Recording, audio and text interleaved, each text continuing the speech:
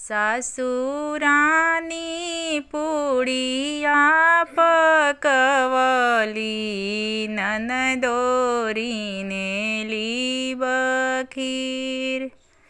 सासुरानी पुड़िया पकवली ननदोरीने लीब खीर। अंगना में खाड़ी बहुआ ये मंगेली प्रसाद। अंगना में खाड़ी बहुआ ये मंगेली प्रसाद। सासुरानी बोलाही के रहली ननदो देली लुलुआय।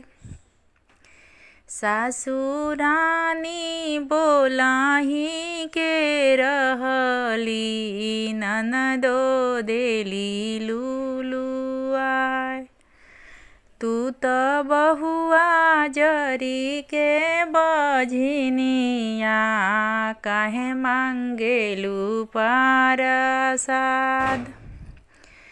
तू तो बहुआ जरी के बझनिया काहे मंगेलू प्रसाद।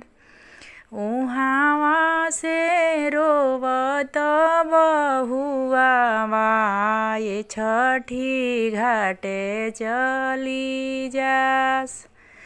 उहावा से रोवत बहुआ छठे घाटे चली जास।